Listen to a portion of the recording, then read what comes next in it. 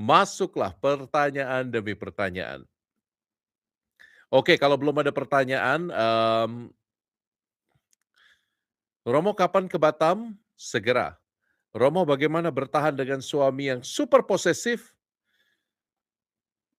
Jadi kamu ketika berhadapan dengan suami yang super posesif, kamu harus bisa mengerti kebutuhan dasarnya apa. Kadang-kadang orang posesif itu sebetulnya adalah orang-orang yang trauma dengan kehilangan di masa lalunya. Maka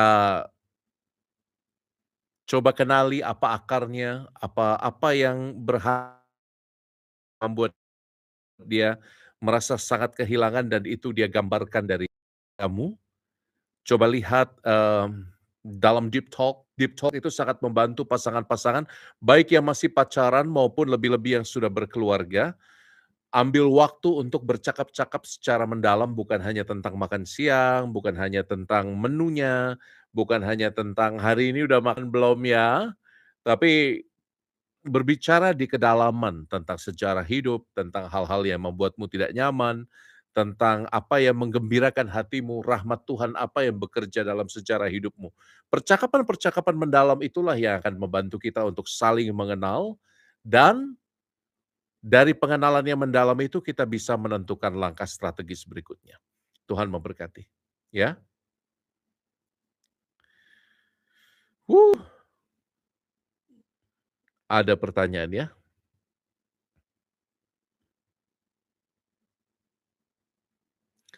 Cara menyadarkan orang tua yang suka mengumpati anak sendiri. Jadi gini, kadang-kadang ya, tiap orang dibesarkan dengan cara dan sejarah yang berbeda, yang belum tentu pada masa itu dianggap sebagai sesuatu yang sangat jahat. Maka kalau ingin mengadili orang tuamu dengan cara mendidik mereka yang kolot, yang keras, mungkin sebelum kamu mengadili mereka, kamu bertanya dulu apa yang terjadi dengan hidup mereka di masa yang lampau. Bagaimana mereka dicintai dan dididik oleh orang tua mereka yang adalah kakek dan nenekmu. Banyak sekali Romo menjumpai orang tua mencintai dengan keterbatasan mereka. Dan kamu juga harus sadar bahwa banyak orang tua itu tidak siap menjadi ayah dan ibu. Kalau menjadi suami dan istri ada kursusnya, kursus persiapan perkawinan. Tapi untuk menjadi ayah dan ibu kayaknya nggak ada kursusnya.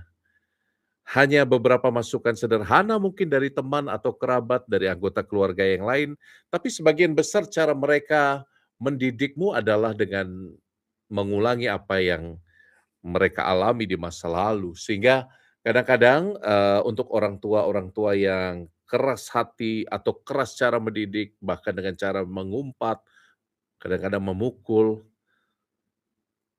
pelan-pelan Anda harus bisa mengkomunikasikan kebutuhan.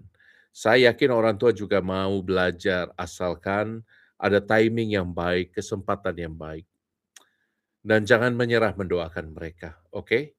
Dan juga coba biasanya ayah dan ibu itu lebih mau mendengar masukan sahabat mereka daripada anaknya. Jadi kalau kamu merasa tidak cukup mampu untuk memberi masukan pada ayah dan ibumu dan mengubah mereka, coba cari jalan sedikit berputar. Cari om tante yang mereka percaya, oke? Next, Romo, gimana cara mengatasi suami yang sering komplain kepada pelayanan saya? Ya, mmm, sebetulnya komplain dari pasangan itu bisa menjadi cermin ya. Apakah pelayananmu sungguh berorientasi untuk keluargamu pertama-tama, atau kamu lebih banyak dihisap, disedot oleh banyak hal di luar keluargamu sehingga mulai tidak balance hidupnya? Jadi jangan langsung antipati terhadap komplain pasangan, itu juga jadi cara koreksi diri yang sehat dan baik. Sekali lagi deep talk itu sangat meneguhkan, sangat membuka jalan. Coba sekali lagi, coba untuk deep talk kepada pasangan Anda, apa apa kebutuhan dia yang terabaikan menurut dia dengan pelayananmu, oke? Luar biasa. Romo, gimana caranya menghadapi orang yang selalu menyalahkan orang lain? Aduh, ini ya, kadang-kadang kita berjumpa ya dengan tipe-tipe macam ini ya. Orang yang dirinya nggak pernah salah, yang salah itu selalu orang-orang di luar dirinya. Dan nggak tahu ya, ada beberapa penyebab sih, tapi yang cukup umum ya. Pertama, cinta diri berlebihan. Dia tidak mampu melihat kondisi dirinya secara realistis, menganggap dirinya terlalu besar. Seringkali ini disebut sindrom narsisisme, dan orang-orang yang narsis biasanya tidak akan pernah merasa bersalah, bahkan ketika keadaan semuanya menunjuk dia sebagai penyebab dari semua kekacauan, tapi dia selalu akan menemukan jalan balik untuk menyalahkan orang-orang di sekitarnya. Pernah nggak ketemu dengan orang-orang seperti ini? Kalau pernah tulis dong, pernah pernah pernah. Orang-orang seperti ini melelahkan sekali. Dan saya harap kalau kamu pernah berjumpa dengan orang-orang tipe ini, kamu sadari ya bahwa apa yang mereka katakan belum tentu sepenuhnya benar, dan apa yang mereka salahkan padamu itu belum tentu sepenuhnya tepat. Kadang-kadang manusia ya dengan segala misterinya bisa melemparkan mercon kepada orang lain, lalu bisa tersenyum ketika melihat orang lain menderita. Ada kan tipe-tipe orang yang senang melihat orang lain menderita, bahkan dengan halus loh. Nah, uniknya orang-orang narsis ini bisa menyakitimu dengan halus, dengan cara menyindir yang tampaknya hadir sebagai nasihat, dengan cara memberi masukan yang tampaknya konstruktif, tapi sebetulnya dia happy banget bisa menunjukkan kesalahanmu. Dan ini juga sebetulnya adalah undangan untukmu. Gini, ini penting ini. Banyak orang merasa terpanggil menjadi pahlawan untuk membereskan keadaan-keadaan yang tidak ideal.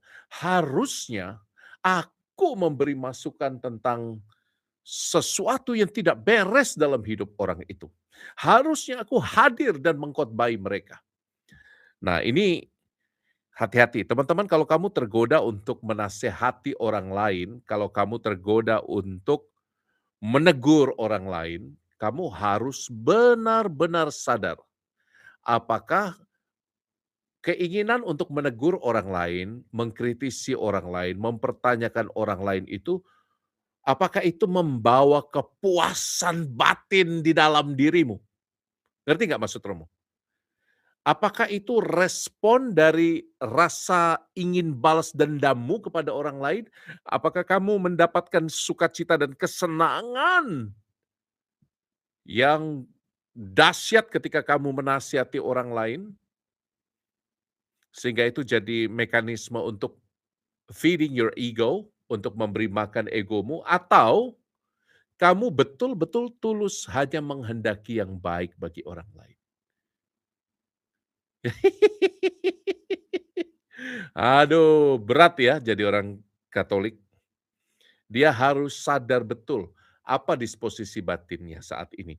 Dia harus sadar betul apa yang dia alami di dalam batinnya. Kadang-kadang kan kita cenderung memberi nasihat, memberi masukan, supaya puas aja egonya. "Oh, gua lebih hebat loh dari elu. Lu anak kemarin sore, mestinya lu dengerin gua nih. Pengalaman gua begini begini begini." Kalau itu hanya ingin memuaskan egomu, jangan-jangan bukan kebaikan orang lain yang kau cari. Dan pada saat itu kamu gagal untuk mencintai orang secara tulus. Hati-hati, hati-hati. Tiap orang itu punya level kenarsisannya kok. Betul, Romo juga punya level narsisisme tertentu kan. Saya juga jengkel kalau misalnya ada orang yang tiba-tiba mengkritik tanpa dasar. Itu bentuk dari self defense mechanism ya, mekanisme pertahanan diri kita.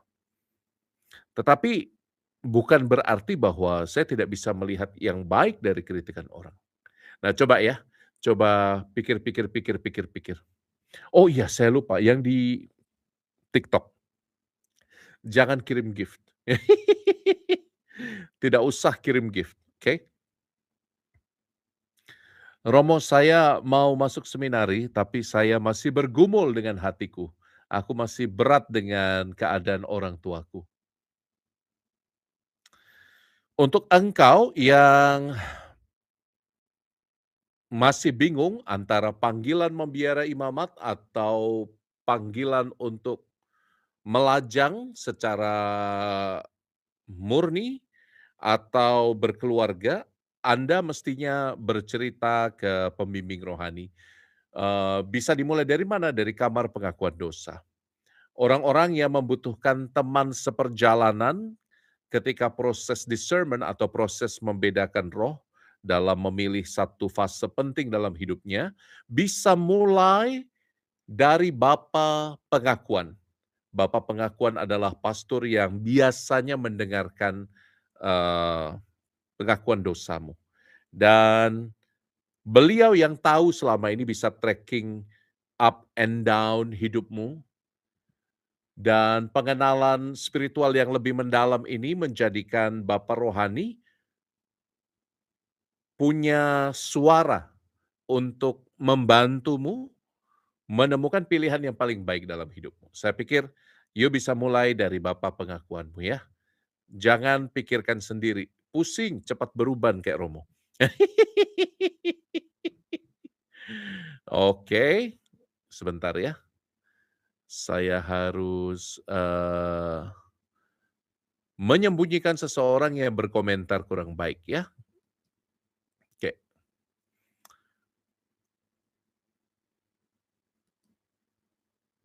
sebentar.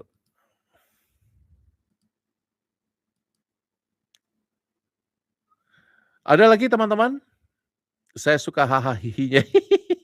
Aduh, semoga apa ya, kedangkalan Romo dalam pengajaran yang suka ketawa-ketiwi tidak mengalihkan fokusmu pada apa yang penting dan mendalam ya. Saya sadar kadang-kadang appetizer-nya Romo ini terlalu banyak dan Romo lebih suka ketawa-ketawa daripada apa, menawarkan refleksi yang mendalam. Kelemahan saya, bersabar dengan Romo ya, tapi semoga membantu percakapan ini.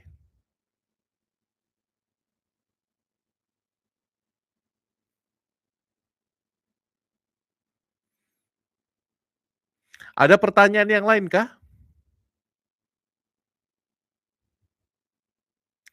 Bagaimana pandangan Romo tentang AI dalam dunia pendidikan masa kini? Ben, kamu bisa nanti lihat podcast Helmi Yahya Bicara. Di sana Romo mengulas, perkembangan kecerdasan artifisial, kecerdasan buatan, di tengah dunia orang muda zaman ini. Jadi yang belum nonton podcast-nya Pak Helmi Yahya bisa ke YouTube, lalu di sana ada percakapan kurang lebih 1 jam antara saya dengan Pak Helmi, berbicara tentang ateisme, agnotisme, kemudian apalagi, AI dan lain-lain. Oke?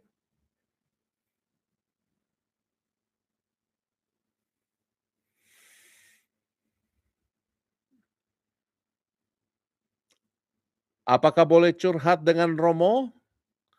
Boleh saja silahkan, mengirimkan email admin@romokoko.id, admin@romokoko.id. Tapi Romo butuh waktu biasanya untuk membalas karena saya berusaha membatasi screen time saya supaya tidak terlalu lekat dengan HP. Jadi saya biasanya malam itu baru punya waktu untuk balas-balas email. Ya mau curhat, belum tentu dibalas tapi kirim aja admin@romokoko.id. Kalau lewat WhatsApp biasanya kan tenggelam. Oke, pertanyaan yang menarik. Boleh share tips dan saran bagaimana kita sebaiknya membaca Alkitab Romo menurut ajaran gereja dan tradisi Katolik? Apakah cukup kita ikuti bacaan liturgi harian? Tentu saja kalender liturgi harian sangat membantu.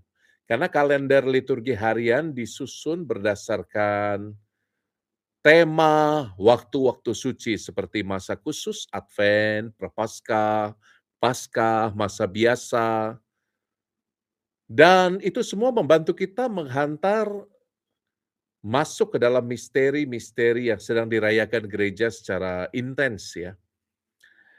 Itu sangat-sangat membantu. Tapi untuk bisa memahami ajaran gereja Katolik, kita harus juga melihat sumber-sumber lain.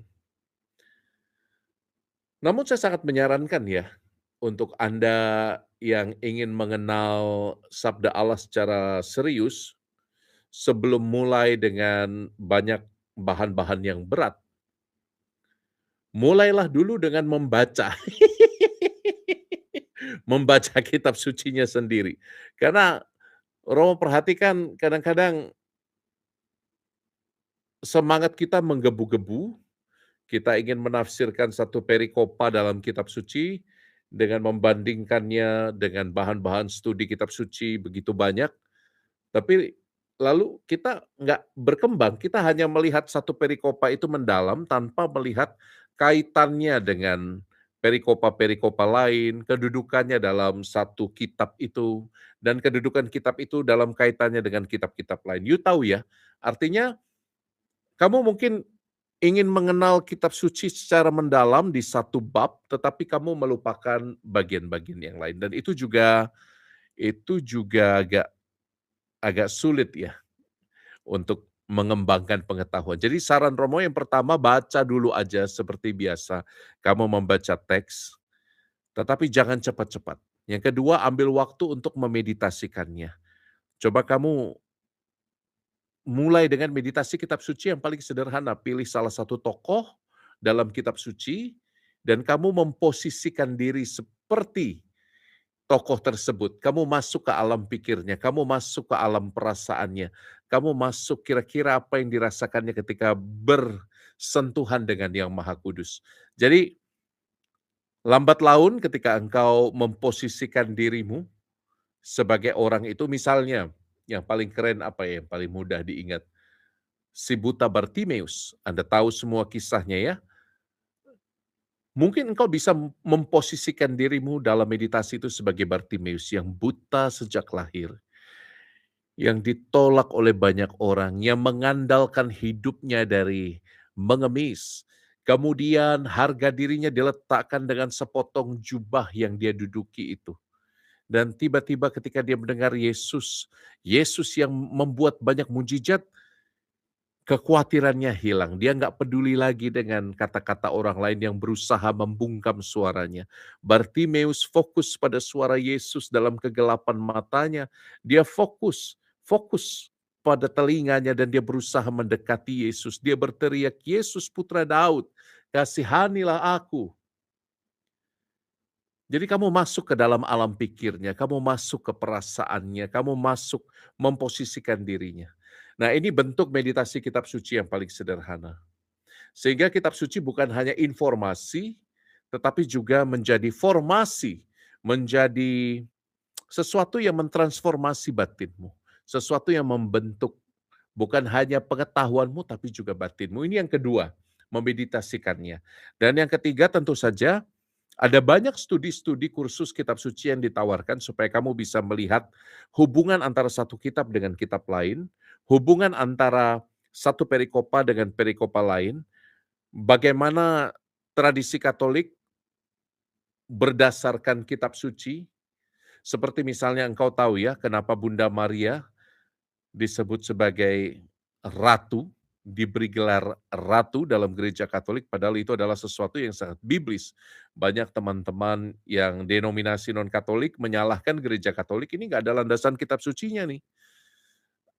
Padahal kita mendasarkan dirinya pada misalnya tradisi Gebirah di zaman kerajaan Salomo. Salomo karena punya banyak istri, lalu tidak bisa memilih salah satu dari istri-istrinya yang ribuan itu sebagai permaisuri, sebagai ratu. Lalu siapa yang dipilih sebagai ratu Israel? Ibu dari raja, ibu Salomo yang diangkat menjadi ratu. Tradisi Gebirah namanya. Ini kan tradisi Katolik yang berdasarkan juga tradisi kitab suci. Sejak saat itu ibu raja diangkat menjadi ratu, sejak zaman kerajaan Salomo. Tradisi Gebirah ini. Lalu Bunda Maria diekstrapolasi karena dia adalah ibu sang raja yang sejati, Mesias sang penebus, Yesus Kristus Tuhan kita, maka sang ibu juga diberi gelar ratu. Jadi seperti ini ya. Ini yang poin selanjutnya, ikuti kursus-kursus bacaan-bacaan yang serius dari tokoh-tokoh kitab suci yang sangat keren. Contohnya ahli kitab suci yang sangat keren ini ada Scott Hahn. Ini salah satu bukunya ini. Dia mengulas kitab suci, tahu ya Scott Hahn ya? Ini salah satu bukunya Joy to the World. Ini adalah ulasan kitab suci tentang kelahiran Tuhan Yesus, bagaimana satu bagian kitab suci berhubungan dengan yang lain. Ada begitu banyak. Baca-baca bukunya Scott Hahn kalau engkau mau melihat eh, apa benang merah yang ada dalam kitab suci sebetulnya sangat-sangat mendukung tradisi kekatolikan. Oke? Yang lain.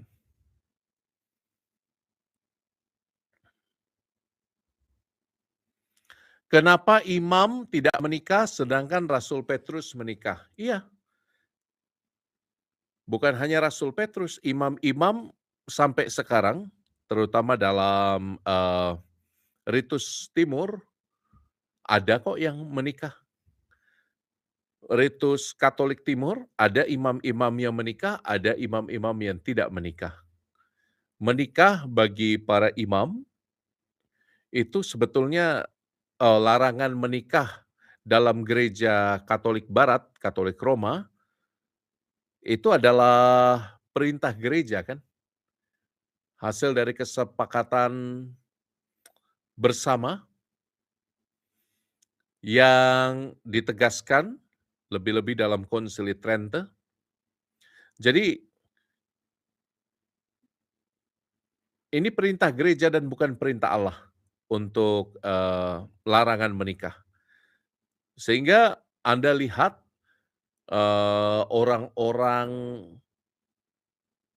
yang sudah ditabiskan, lalu kemudian jatuh cinta, dan dengan kesadaran yang penuh memilih meninggalkan imamatnya, lalu meminta dispensasi, halangan dari sakramen pernikahan, halangan yang datang dari tabisan suci,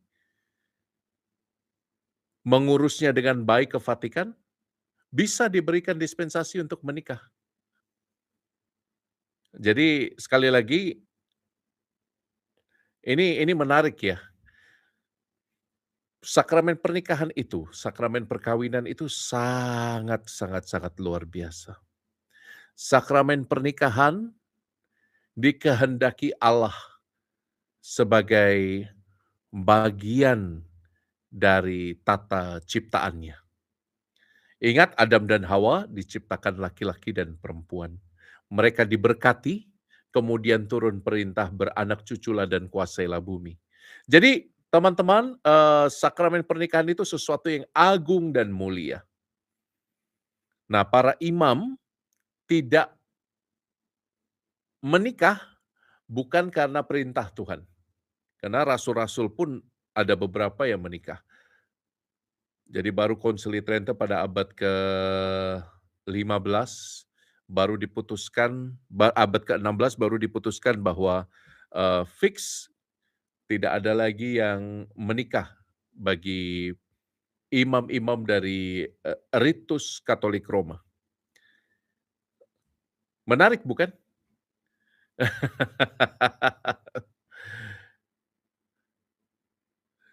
Apa untungnya tidak menikah? Untungnya banyak sekali. Tapi ruginya juga tidak kalah banyak. Ruginya nggak ada lah, nggak ada ruginya. Untungnya itu, selain kesepian, untungnya itu apa? Untungnya adalah kami para imam bisa sungguh fokus untuk melayani kerajaan Allah. Kami hatinya tertambat pada mempelai Kristus. Siapa mempelai Kristus? Gereja. Gereja adalah mempelai Kristus, bukan?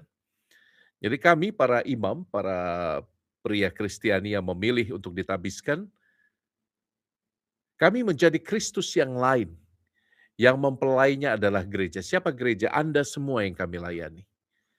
Sehingga kesetiaan para imam diwujudkan dengan tidak menikah demi pelayanan bagi pasangannya. Siapa itu? Gereja, tubuh mistik Kristus. Anda semua orang-orang yang dibaptis. Dan tahukah Anda, kesetiaan itu dilambangkan dengan begitu indah setiap kali kita memulai Ekaristi. Coba Anda perhatikan para imam buat apa? Setelah berlutut di depan altar, para imam akan mencium altar. Lalu sebelum membaca Injil, sesudah membaca Injil maksud saya, sesudah membaca Injil, para imam akan mencium kitab suci. Firman Tuhan yang diwartakan diberikan sebagai makanan kepada mempelainya, tubuh Kristus gereja Anda semua. Jadi di balik perayaan Ekaristi sebetulnya ada tanda-tanda yang sangat subtle yang menunjukkan cinta kami para imam kepada pasangannya yang tidak kelihatan, yaitu Anda semua, tubuh mistik Kristus gereja. Indah ya? Siapa yang baru tahu ini tulis dong. Jadi kalau ada yang tanya, "Kenapa para romo kok cium altar dan cium kitab suci?" Ya jawabannya bukan karena para romo tidak boleh cium perempuan, tapi karena itu adalah tanda cinta kami kepada mempelai Kristus. Kami menjadi Kristus yang lain, alter Kristus. Kami mencintai pasangan kami. Siapa? Gereja. Kepada dia, kepada Anda semua kami dibaktikan. Maka cintanya tidak menjadi eksklusif. Cintanya tidak terpaku hanya pada satu wanita, tetapi pada banyak orang. Maka saya sering punya joke itu, para pastor, para suster, bruder frater, spiritualitas yang dihayati adalah spiritualitas WC umum itu. Kita milik bersama gitu, maka juga harus dijaga bersama-sama, itu ya. Loh Romo, kalau imam jatuh cinta kan nggak dosa ya? Enggak dosa. Jatuh cinta itu pengalaman yang sangat natural. Bahkan di antara para Romo, itu normal sekali jatuh cinta kan. Para suster, normal sekali. Apalagi para frater yang masih dalam masa pendidikan. Ah, dulu kayaknya tiap bulan, sebulan sekali saya jatuh cinta deh. Enggak. Tapi menarik kan bahwa karunia jatuh cinta itu tanda bahwa unsur manusiawi dari panggilan masih ada. Karena kami bukan robot, kami bukan mesin. Kita pria-pria tulen. Yang para suster itu wanita-wanita sangat normal. Tetapi kami memilih untuk mengalihkan energi cinta itu kepada cinta yang universal, kepada cinta yang tidak harus memiliki secara khusus, kepada cinta yang memilih untuk kepada cinta yang memilih untuk memberi diri sampai habis. Tadi sore kami ke rumah sakit untuk apa? Kami ke rumah sakit tadi untuk ini loh, eee, menjenguk seorang romo yang kritis, sakit kritis, dan betapa terharunya romo ketika melihat dan menyadari romonya udah kurus banget, udah sepuh, sakit cukup berat, tapi melihat kami dia masih bisa tersenyum. Matanya yang sayu masih memancarkan harapan. Saya dalam hati kecil tadi berdoa, bukan hanya untuk romo itu, tetapi juga untuk saya sendiri. Tuhan, andai kata aku tua nanti dan sakit-sakit dan dalam kesendirian aku harus menanggung sakitku. Semoga Kau berikan iman seperti Sang Romo yang sedang terbaring sakit ini. Semoga aku diberi kekuatan untuk bertahan, sehingga saya boleh setia kepadamu dalam janji imamatku, dalam janji kebiaraanku. Mungkin Anda yang sudah follow saya lama, Anda tahu ya bahwa doa pagi saya itu setelah minum air hangat, doa pagi saya sederhana. Tuhan, satu hari ini saya mau setia, bantu saya ya. Tanpa sadar, satu langkah, satu langkah, satu langkah. Dulu ketika saya mengikat janji kebiaraan sebagai seorang Dehonian, sebagai seorang SCY, di tahun 2006,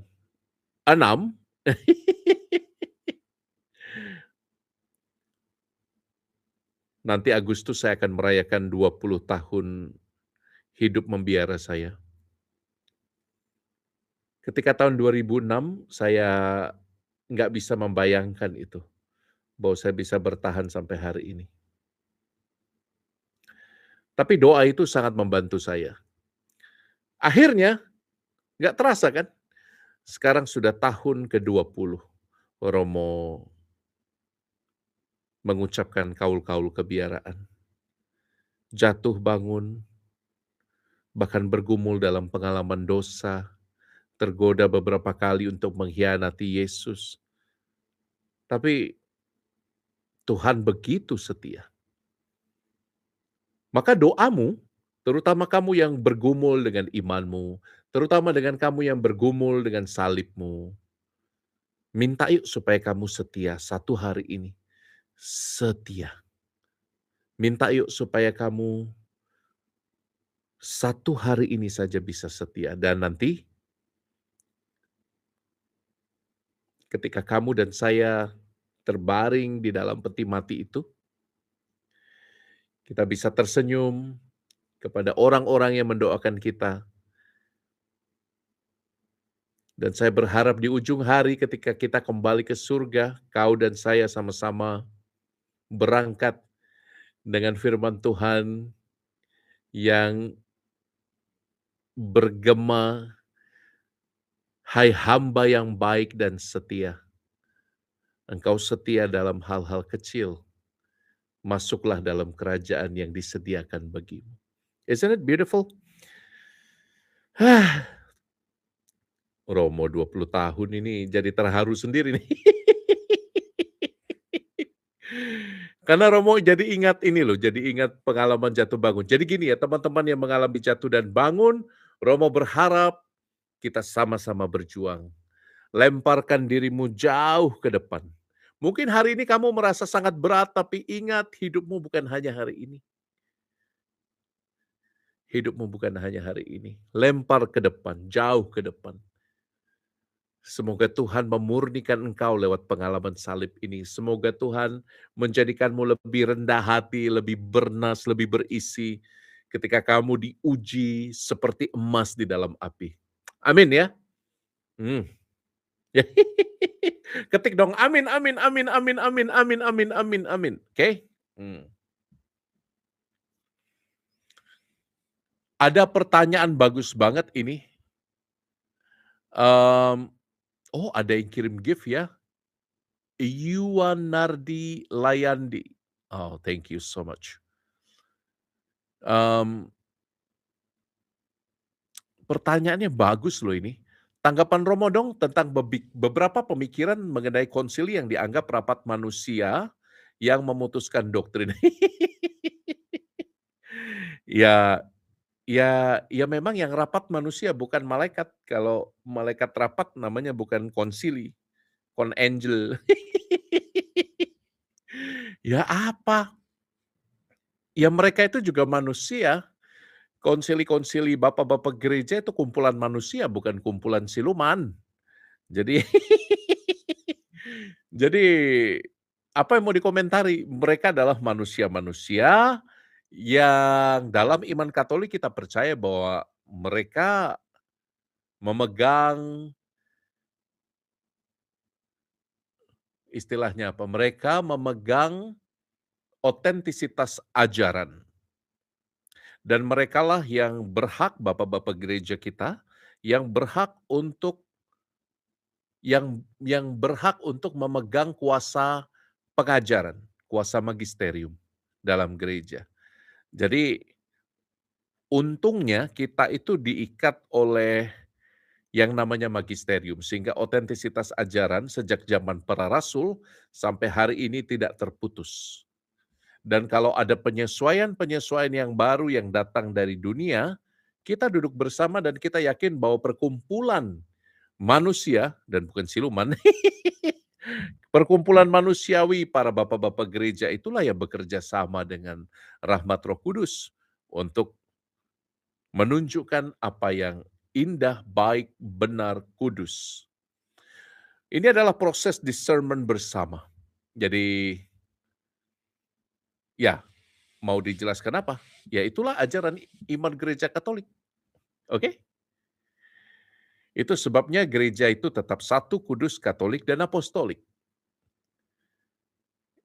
Sampai hari ini, eee, kita memang melihat ada puluhan ribu denominasi Kristen.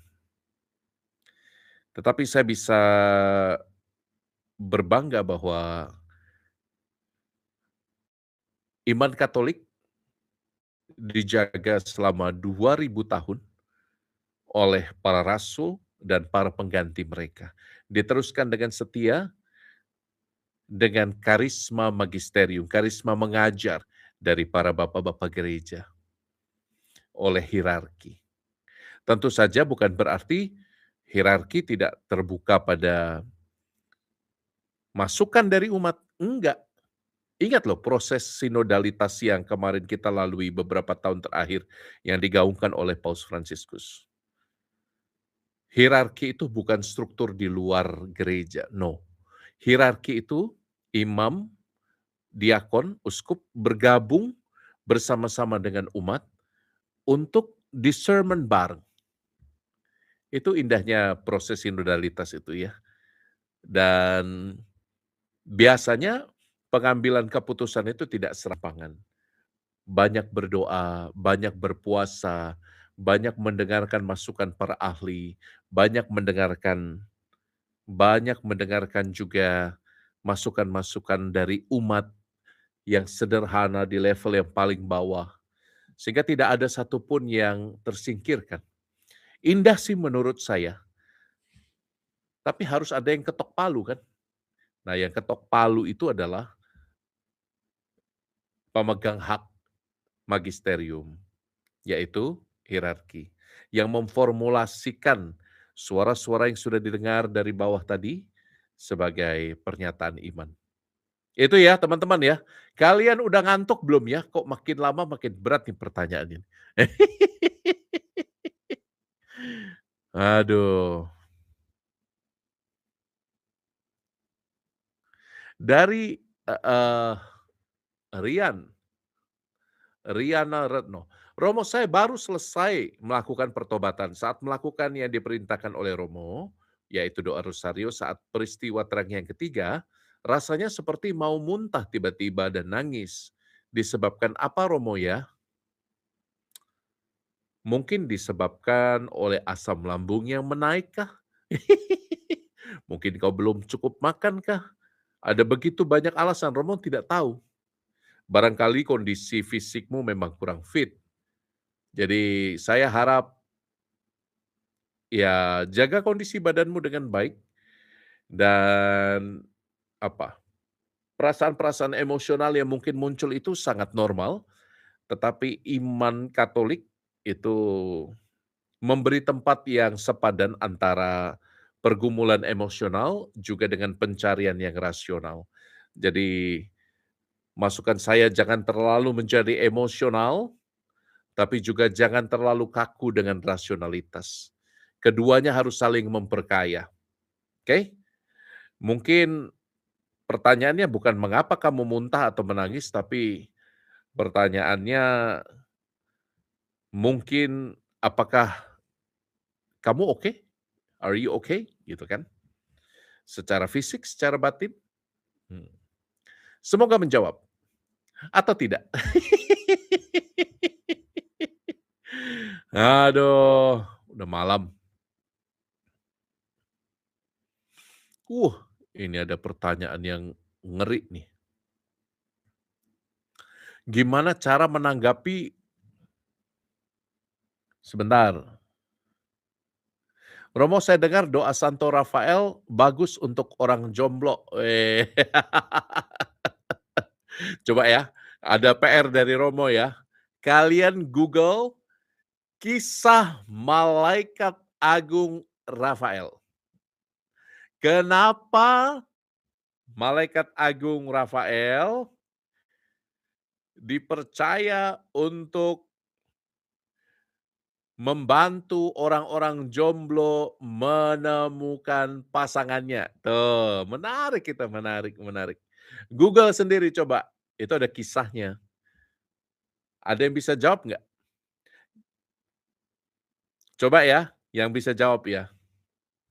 Dari kemarin Romo mau nawarin ini untuk yang beruntung tapi belum sempet ya. Nih, yang duluan bisa menjawab, Romo kasih ini, tas dari Papua. Ini noken, noken dari Timika, dari Papua. Yuk, coba. Di Injil Tobit, emang ada Injil Tobit, Injil cuma 4. Ayo coba, siapa yang bisa jawab, kenapa kok Malaikat Agung Rafael? Clue-nya tadi udah ada itu Tobit.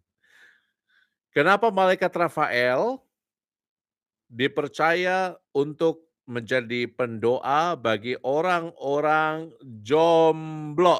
Coba kasih jawaban yang lengkap. Nanti Romo kirim ini ya, noken untuk yang beruntung. Tan 82 membantu mempertemukan Tobias dan Sarah. Mempertemukan. Apa sih yang sebenarnya terjadi antara Tobias dan Sarah? Oh, yang paling masuk akal sementara ini si Felicitas Giska Erviani. Itu karena malaikat Rafael menjaga pengantin baru dari iblis. Coba.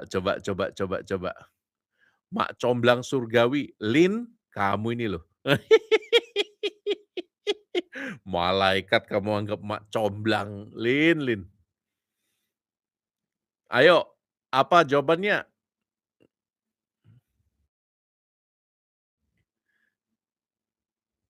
Ye,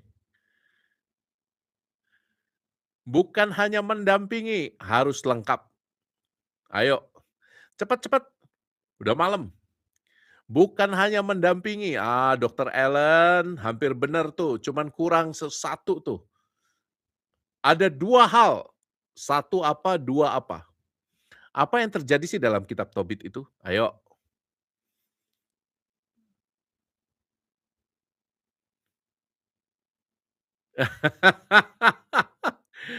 Yang bisa jawab ternyata Hendy Prasetyo. Oke, Hendy Prasetyo ini keren nih.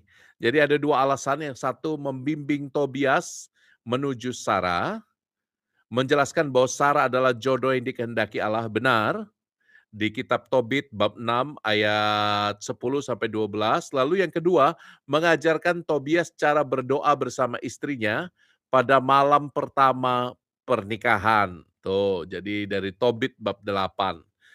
Dua hal ini yang menyebabkan Malaikat Agung Rafael dipercaya sebagai pendoa bagi orang-orang yang membutuhkan jodohnya, yang membutuhkan pasangan.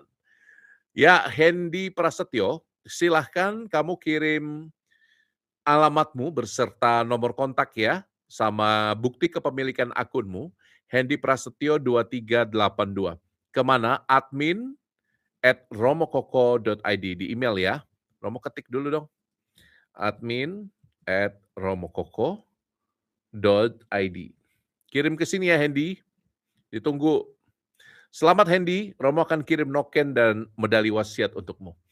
Romo lama ya nggak kasih gift ya, saya masih ada gift dari Israel. Mau lihat nggak? Romo pada mau nggak sih?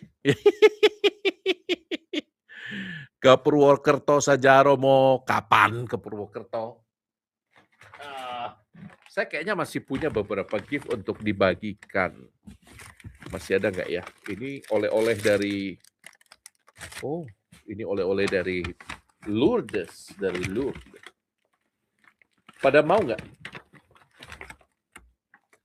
Masih ada satu rosario, ada yang mau? Mau ya? Rosarionya dari kayu cendana ini. Harum sekali. Mau? Nanti Romo kirimkan. Kasih pertanyaan yang sulit dulu, nanti Romo kirimkan. Tuh. Apa sih ini? Saya belum punya Romo, mau kapan ke FIS Jakarta? Ya tunggulah. Mau? Oke. Nih, buat yang jawabannya paling bagus, Romo kasih rosario. Oke. Romo.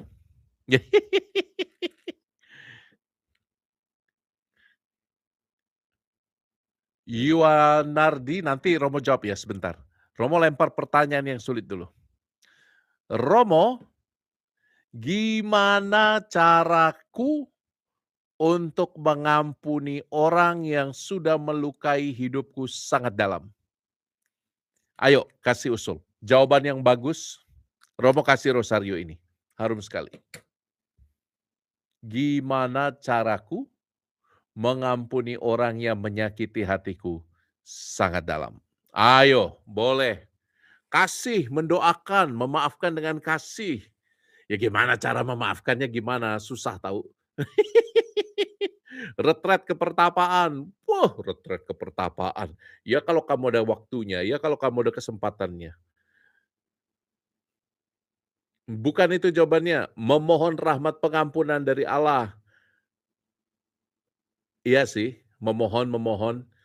Tapi kan itu tergantung pilihanmu, bukan tergantung pilihannya Allah. Ayo, artinya kan kehendakmu itu loh. Gimana caranya supaya kamu bisa mendapatkan kehendak yang kuat supaya bisa mengampuni, ya kan?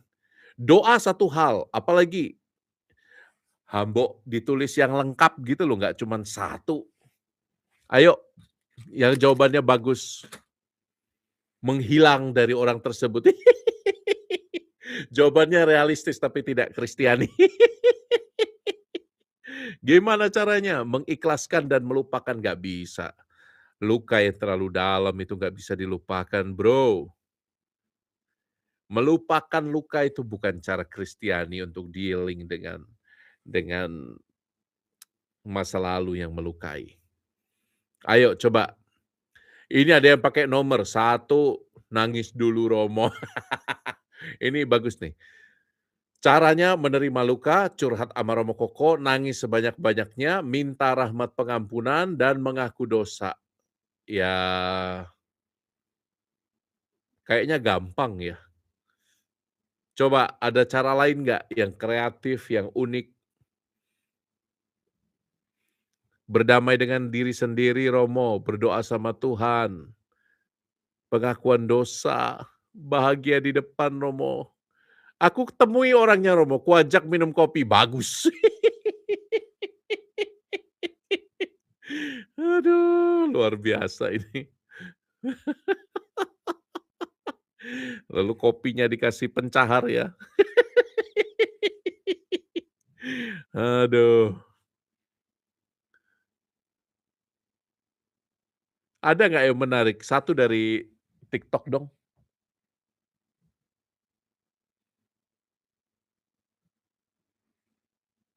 Romo sambil baca ya. Buat arisan Romo dengan dia.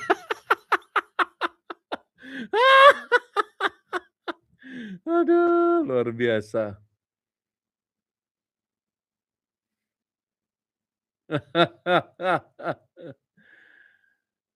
Jadi yang benar ya banyak ya yang bisa dibuat ya sebetulnya ya, yang Anda tadi katakan semua sebetulnya bisa dibuat. Kadang-kadang orang butuh waktu berduka dengan lukanya sendiri. Tapi pada saat yang sama dia tahu bahwa luka itu datang sebagai pilihan, pilihan untuk bangkit kembali, pilihan untuk mengingat luka itu bukan dengan kebencian tetapi dengan belas kasih karena sejatinya yang melukai hatimu adalah orang-orang yang terluka dan juga dalam terang salib Kristus kamu punya karunia untuk mengampuni, kalau belum punya minta. Dan berikutnya benar sekali pergi ke kamar pengampunan, kamar sakramen rekonsiliasi, karena di sana biasanya kamu selain mengampuni orang tersebut, kadang-kadang kamu juga harus berdamai dengan dirimu yang terluka. Dan yang kelima paling baik adalah dengan mendatangi orang tersebut pada waktu yang pas, pada momen yang tepat, untuk mengatakan bahwa saya terluka, supaya dia juga tahu kebutuhanmu apa. Dan saya terluka tapi saya mengampuni engkau, supaya dia juga tidak mengulangi luka itu kepada orang lain juga, ya. Kadang-kadang orang lain kan nggak tahu bahwa dia melukai hatimu. Nah, sulit ya rasanya ya. Aduh,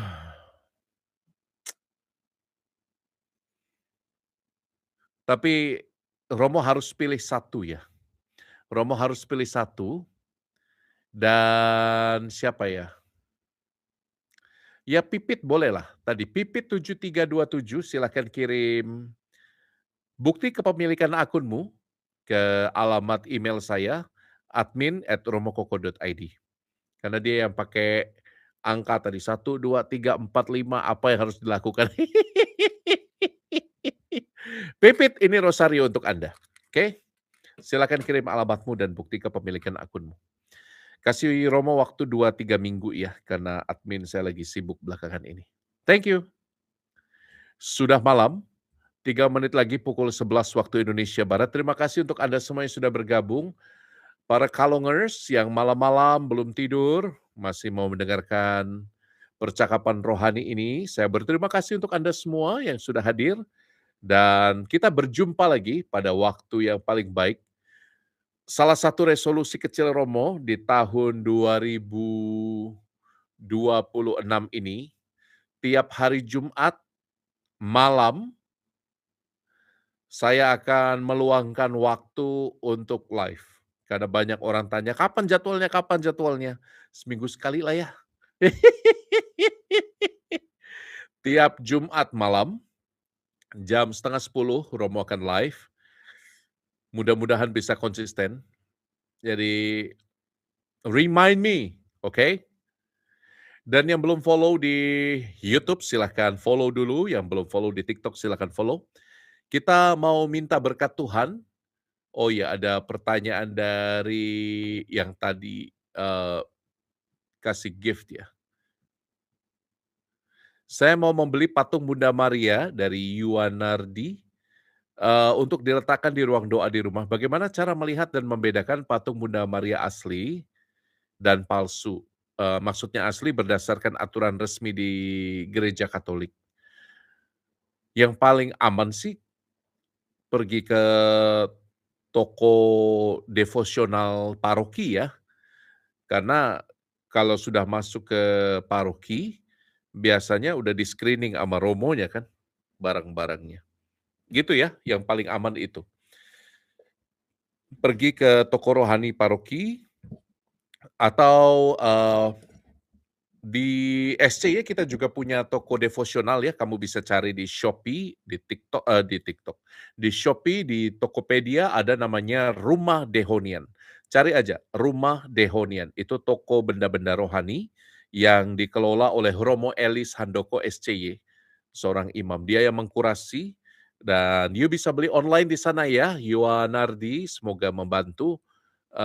Sekaligus nanti setelah beli dipesan aja supaya dimintakan berkat, ya. Sekali lagi toko rohani Rumah Dehonian, bisa cari di, eee, Tokopedia atau Shopee. Itu dari Romo, terima kasih banyak ya semuanya ya. Tuhan memberkati Anda dan sampai jumpa di lain kesempatan. Buat yang ulang tahun, selamat ulang tahun, kita doa yuk. Dalam nama Bapa dan Putra dan Roh Kudus. Amin. Bapa Maharahim, kami bersyukur untuk kesempatan berjumpa di ruang digital ini. Terima kasih firman-Mu menggarami hati kami. Dan kalau ada kecacatan, ketidaksempurnaan dalam perjumpaan kami, semoga Engkau lengkapi dengan rahmat-Mu yang meneguhkan dan menguatkan. Berkati tiap kami Tuhan, supaya malam hari ini menjadi kesempatan bagi kami beristirahat, menyandarkan hati kami kepada hati Yesus Putra-Mu. Dan semoga orang-orang yang kami kasihi mendapatkan juga damai sukacita, istirahat yang baik. Dan untuk orang-orang yang kami kasihi yang sudah berpulang lebih dulu, kembali ke rumah-Mu Bapa, kami mohon semoga rahmat kerahiman Yesus Putra-Mu juga mengurapi mereka dengan damai abadi di surga. Akhirnya kami mohon doa ini dalam nama Yesus Kristus Tuhan dan pengantara kami. Amin. Bareng Romo ya, kita doa salam Maria sama-sama. Ibu Maria, doakanlah kami. Salam Maria, penuh rahmat Tuhan sertamu. Terpujilah engkau di antara wanita, dan terpujilah buah tubuhmu Yesus. Santa Maria, Bunda Allah, doakan kami yang berdosa ini, sekarang dan waktu kami mati. Amin. Tuhan bersamamu, Anda dan keluarga, juga orang-orang yang kau kasihi dimanapun mereka berada, diberkati dilindungi dengan kuat kuasa Allah yang menghidupkan, Bapa dan Putra dan Roh Kudus. Amin.